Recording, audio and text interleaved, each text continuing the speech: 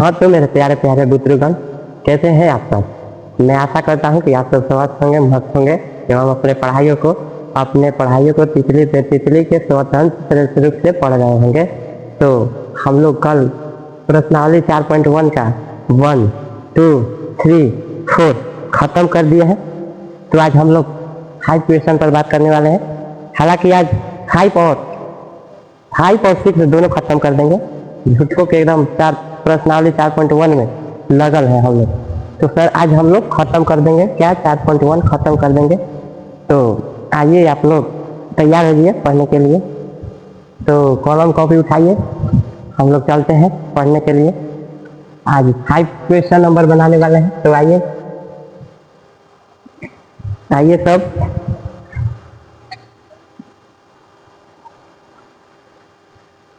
हाँ तो चलिए बिना देर किए हुए क्लास को स्टार्ट किया जाए। बोल रहा है निम्नलिखित समीकरणों को सामान्यतः कथनों के रूप में लिखें। जिसका हम लोग क्या दिया है, समीकरण दे रखा है। इस समीकरण दे रखा है, हम लोगों को बताना था, हम लोग को बताना है यहाँ कि ये समीकरणों में कह क्या रहा है। कह क्या रहा है मतलब यहाँ हम लोग को बताना है कि और 4 क्या में है और इक्वल 15 का कैसे प्राप्त हो जा रहा है। तो वही हम लोग को बताना है। तो चलिए कॉलम कॉपी उठाइए हाथ में और हो जाइए पढ़ने के लिए मेरे साथ में। तो चलिए पहला बनाया जाए।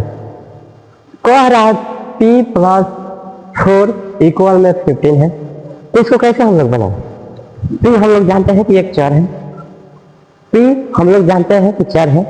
तो हम प्लस कल बताए थे, प्लस को क्या कहा जाए, योगफल, योग कहा जाए। समझ में आ रहा है। और हम तो चलिए बच्चों, योग मतलब हम तो जानते हैं जोड़ होता है, योग मतलब जोड़ होता है। तो इसको देखिए क्या कहा जाए, p + 4 इक्वल में 15 है ना। तो इसको हम लोग आंसर में क्या लिखेंगे, आंसर में क्या लिखेंगे। कह रहा है p में 4 का योग, 4 का योग, 4 का योग कितना है, 15 है। समझ में आया। हम लोग को आगे ही एक समीकरण दे रखा है, कह रहा है p + 4 बराबर में 15 है। तो हम लोग जान देना है p में प्लस क्या किया है, 4 का योग कर दिया है और हम लोग का प्राप्त कितना हो जाता है, 15 प्राप्त हो जाता है। ठीक है। तो आइए दूसरा को हल किया जाए। दूसरा को हल किया जाए, क्या है, am - 7 बराबर 3। तो ये सर कैसे बनेगा। तो आइए यहाँ समझिए, देखिए कह रहा है ना, आंसर में हम लोग लिखे हैं डायरेक्ट। कह रहा है m एक चर है और उसमें से क्या कर रहा है, माइनस में 7 है। तो m 7 में से घटाने पर क्या हम लोग का प्राप्त हो जाता है, 3 प्राप्त हो जाता है। तो कैसे लिखेंगे हम लोग, m में से 7 घटाने पर 3 प्राप्त हो जाता है। प्राप्त से घटाना था, बराबर में क्या प्राप्त हो गया, 3 प्राप्त हो गया। समझ में आया।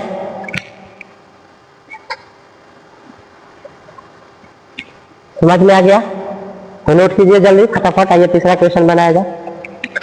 तीसरा में क्या कह रहा है हम लोग का, कह रहा है 2m बराबर में 7। हम लोग का समीकरण दे दिया है 2m बराबर में 7। क्या कह रहा है, 2 यहाँ गुना से छिपल आता है, गुना छिपल आता है 2 × m बराबर में क्या दिया है, 7। तो इन लोग को हम कैसे लिख सकते हैं। तो एक संख्या है, क्या संख्या है, m है। तो समझो एक संख्या m का 2 गुना क्या है, 7 है बच्चों, मेरे प्यारे प्यारे बच्चों। समझो अब तुम लोग 7th क्लास में चला गया मेरे बच्चियों, समझो मेरे विद्यार्थियों, मेरे मित्रों, समझो आप लोग 12th में चले गए। तो यहाँ बोल रहा है 2m है, अब बराबर में 7 है। तो 2m हम लोग का नहीं पता है कि गुना में है, और क्या गुना कर रहा है तो हम लोग क्या प्राप्त हो जाता है, तो 7 प्राप्त हो जा रहा है। तो एक संख्या m का 2 गुना का है 7 है। आइए चौथा बनाया जाए फटाफट।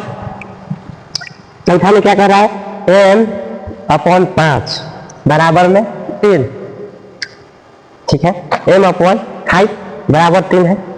तो क्या लिखा जाए हम लोग का, एम सा लिखा जाए। पहले समझो, एम बटा में 5 है, तो हम लोग कह नहीं सकते हैं कि 5 से एम में भाग लग रहा है, और बराबर में क्या दे रखा है, 3 दे रखा है। तो आइए लिखिए इसको। संख्या हम लोग को जानते हैं कि एम है। संख्या एम का 1/5 क्या होता है, 3 होता है। कैसे 3 होता है, जब 5 से एम में भाग देते हैं तो क्या हो जा रहा है, 3 हो जा रहा है। तो संख्या हम लोग का क्या है, एम है, तो एम यहाँ लिखा गया। तो एम जब लिखा गया तो एक यहाँ हम लिख दिए, तो बटा में क्या है 5, क्या प्राप्त हो जा रहा है, 3 प्राप्त हो जा रहा है। तो जल्दी जल्दी नोट कीजिए आप सब, 4 को क्वेश्चन खत्म।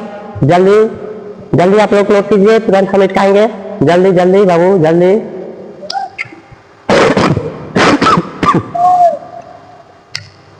मेरी माँ तेरे बिन मैं तो अधूरा रहा। तो होगा बच्चों लोग, तो चलिए निपटाया जाए इसको।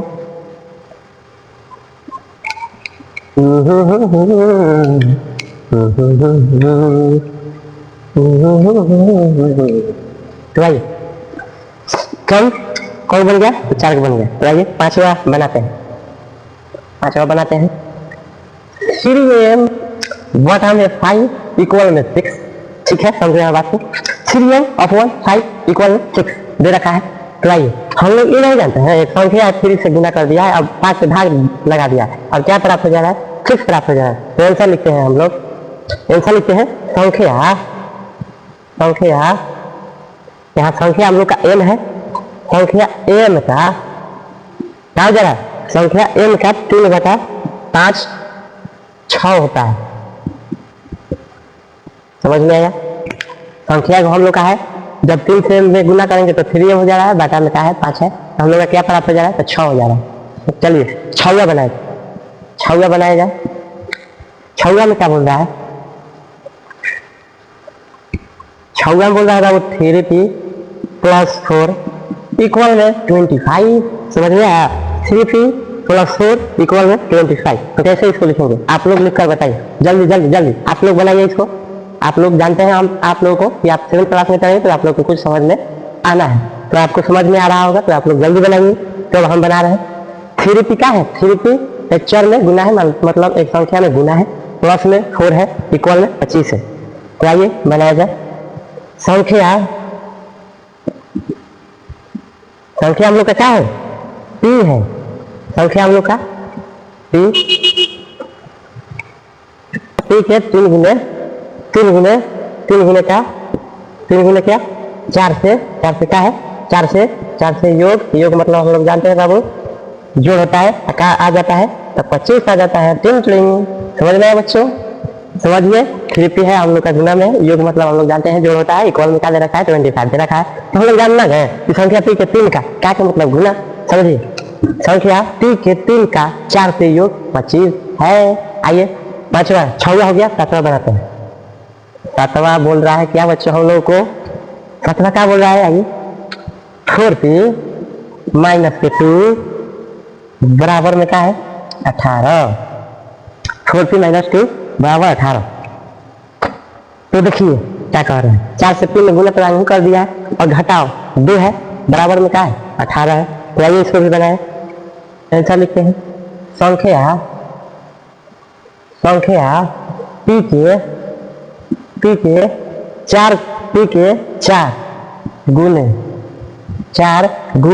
में से 2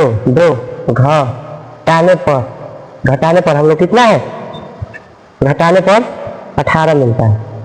2 घटाने पर 18 मिलते हैं। तो फटाफट नोट कीजिए, जल्दी 4p - 2 इक्वल में क्या है 18। तो संख्या p के 4 गुने में से 2 घटाने पर हम लोग का 18 प्राप्त हो जाता है। बच्चों जल्दी उतारिए, आप लोगों को मैं आशा करता हूँ कि आप लोगों को समझ में आ रहा होगा। चलिए उतारिए जल्दी उसको, जल्दी बच्चों जल्दी।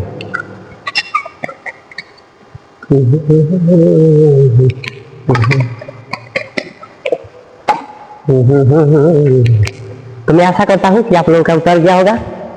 चलिए इसको फ्रेश किया जाए। चलिए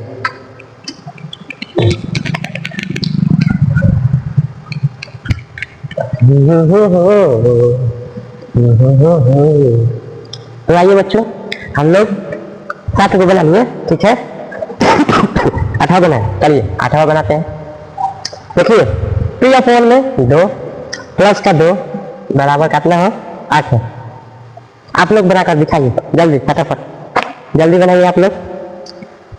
P है, संख्या में 2 से भाग दिया है, योग है 2, क्या प्राप्त हो जाएगा 8 प्राप्त हो जाएगा। तो लिखते हैं हम लोग आंसर, संख्या P, संख्या क्या है P है, ऐसे लिखते हैं संख्या P है, समझ में आया। संख्या P के हम लोग ये ना जानते हैं 10/2 लिखेंगे तो इसको अधिक तो कह सकते हैं, क्या कह सकते हैं, आधा भी कह सकते हैं।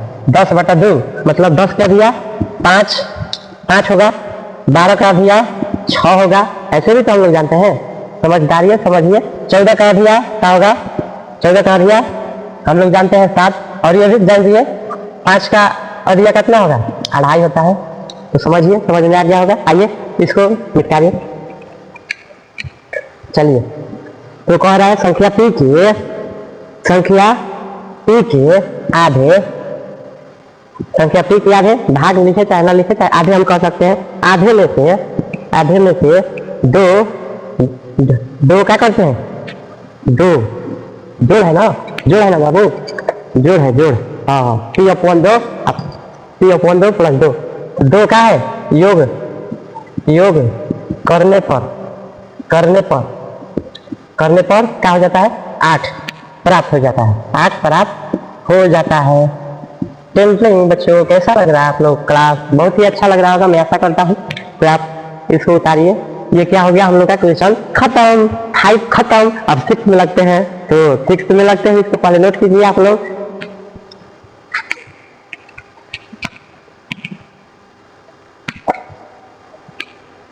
तो आइए बच्चों, हम लोग 5 खत्म कर चुके हैं, तो 6 में लगते हैं, ठीक है। आइए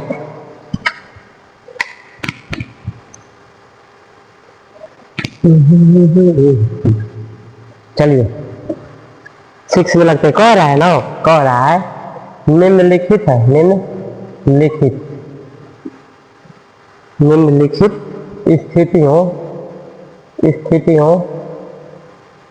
स्थितियों में समीकरण बनाइए, स्थितियों में समीकरण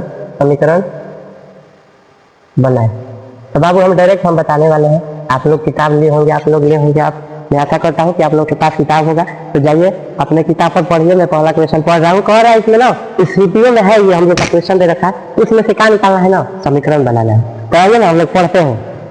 इरफान कहता है कि उसके पास परमित के पास जितने कंचे हैं उनके 5 गुने से क्या है 7 अधिक कंचे हैं। तो इरफान के पास 37 कंचे हैं, समझो 37 कंचे हैं, और बोल क्या रहा है परमित के कंचों की संख्या m लीजिए। तो हम लोग लिखेंगे ना पहला क्वेश्चन, समझो हल। तो लिखते हैं परमित की संख्या क्या दे दिया है हम लोग को, m दे दिया है, a नहीं। क्या कह रहा है m दे दिया है, तो कैसे दे रहा है, कह रहा है 5 गुने से क्या है 7 अधिक है। तो आइए हम लोग एक संख्या मान लिए हैं, तो हम लोग ये ना जानते हैं गुने का मतलब क्या होगा, गुना हम लोग का संख्या में m दे रहा है, प्लस में हम लोग का 7, अधिक मतलब क्या होगा, वही प्लस में होगा। तो +7 अधिक कहेगा तो 7, यानी कि प्लस, और जब घटाने के लिए कहेगा या कम करने के लिए कहेगा तो हम लोग क्या लिखेंगे, माइनस लिखेंगे। तो यहाँ देखिए 5m अधिक आ दिया है 7, हम लोग ये भी जानते हैं कितना कह रहा है, कितना 37 हम लोग का प्राप्त हो जा रहा है, क्या 37। तो इसको बढ़िया से करिए, 5m में गुना करेंगे तो क्या होगा 5m + 7 = 37। ये रहा आप लोग का पहला छुआ के पहला क्वेश्चन टेंटलिंग, और ये रहा आंसर। तो आप लोग जल्दी नोट कीजिए, जल्दी फटाफट, आपका छुआ का पहला क्वेश्चन बन गया। आइए दूसरा को देखते हैं। दूसरा क्या कह रहा है, सर बड़ी क्वेश्चन आ रहा है सर, तो ना जाकर किताब लीजिए जल्दी फटाफट। देखिए अब दूसरा का किताब में पढ़ रहे हैं दूसरा क्वेश्चन। देखो लक्ष्मी के पिता की आयु 49 वर्ष है, उनकी आयु लड़की की आयु के 3 गुने से क्या है 4 वर्ष अधिक है। और बोल दिया है कि लक्ष्मी की आयु को क्या लेना है वाई वर्ष लीजिए, वाई वर्ष लीजिए। हम ये भी लिखते हैं हल यहाँ लिखते हैं लक्ष्मी की वायु, लक्ष्मी की आयु वाई है, समझ में आया, वाई है। हम लोग मान लिए वाई वर्ष है बाबू, वर्ष, वाई वर्ष है। तो हम लोग का एक संख्या हो गया, संख्या हो गया ना। पहले ना इसको देखिए क्या किया जाए। लक्ष्मी के पिता की आयु 49 वर्ष, 49 वर्ष का मतलब क्या, यहाँ पहले लिखते हैं कितना के बाबू, तो 3 गुने से, 3 गुने से यहाँ लिखते हैं 3 गुने में वाई प्लस, प्लस मतलब क्या, देखो यहाँ क्या कह रहा है, देखो क्वेश्चन पर जाइए आप लोग, क्वेश्चन पर जाइए, जल्दी जाइए। तो 4 वर्ष अधिक बता रहा है, तो प्लस में 4 वर्ष लिख देना है। और कह रहा है कितना प्राप्त हो जा रहा है भैया, कितना प्राप्त हो जाए सर, कितना प्राप्त हो जा रहा है गुरुजी, तो देखिए ना क्या प्राप्त हो जा रहा है, यहाँ क्या प्राप्त हो जा रहा है, हम लोग का 49 प्राप्त हो जा रहा है गुरुजी। हाँ गुरुजी हाँ, तो देखिए ना आप सिंपल में कर दीजिए इसको, 3y से गुना करेंगे तो 3y प्लस का 4 दे रखा है, तो 4 लिखते हैं। इक्वल में क्या है 49 है गुरुजी। तो क्या हो गया, हम लोग का आंसर हो गया। तो बनाइए इसको, जल्दी नोट कीजिए। आज हम लोग तीसरा बनाएंगे, जल्दी जल्दी कीजिए, नोट कीजिए बाबू, तुरंत हम लोग मिटाने वाले हैं, जल्दी नोट कीजिए बाबू। आप लोग से मिलकर मैं बहुत खुश रहता हूँ बाबू, आप लोग पढ़ाने में बहुत हमको अच्छा लगता है। आप लोग कैसे, आप लोग एक छात्र हैं तो हम भी एक शिक्षक हैं, आप लोग को पढ़ाने में बहुत ही अच्छा लगता है। क्या बोले आप लोग को, एकदम बहुत ही अच्छा लगता है। तो आप लोग जल्दी इसको उतारिए, जल्दी आप लोग उतारिए इसको। तो मैं आशा करता हूँ ये आपका क्या हो गया होगा, नोट हो गया होगा। तो इसको क्या किया जाए, फ्रेश कर दिया जाए। आजा सर, आप क्या कर रहे हैं, गाना गा रहे हैं कि पढ़ा रहे हैं सर? हम पढ़ा रहे हैं बाबू, पढ़ा रहे हैं। पिता मम्मी पापा होंगे तो बोलेंगे ये पढ़ा रहा है कि गाना गा रहा है। तो आइए ना हम लोग चलते हैं, दूसरा क्वेश्चन बनाते हैं। कह रहा है ना, अध्यापिका बताती है कि उनकी कक्षा में एक विद्यार्थी द्वारा प्राप्त किए गए क्या, एक अधिकतम अंक प्राप्त किए गए न्यूनतम अंक का 2 गुना धन 7 है, प्राप्त किए गए अधिकतम अंक 87 है। और कह रहा है ना न्यूनतम प्राप्त किए गए अंकों को आयु। तो यहाँ हम लोग लिखते हैं तीसरा का सोल्व, यानी कि हल, तीसरा हल लिखते हैं, तीसरा हल लिखते हैं। तो आइए हम लोग देखिए, अध्यापिका बताती है उनकी कक्षा में एक विद्यार्थी है। तो यहाँ हल लीजिए हम लोग को, पहले न्यूनतम प्राप्त किए गए अंकों को यहाँ लिखते हैं न्यूनतम प्राप्त किए गए अंक क्या है, किए गए अंक कितना है, आई है, हम लोग ऐसा लिखते आई है। चलिए न्यूनतम प्राप्त किए गए अंक आई है, मान लिए हम लोग। इसमें क्या लिख रहे, बोल रहा है क्या,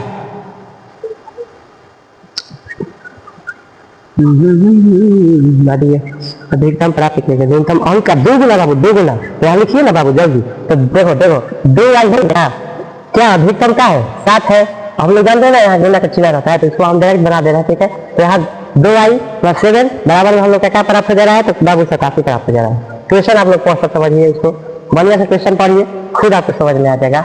देखो 2 गुना आई को एक संख्या था, तो 2 गुना एक संख्या से क्या बोल रहा था, तो 7 अधिक था, बराबर में हम लोग का क्या प्राप्त हो जा रहा था, 87 प्राप्त हो जा रहा था। ये लोग ये क्या होगा, हम लोग का आंसर हो गया बाबू। आइए चौथा बनाया जाए।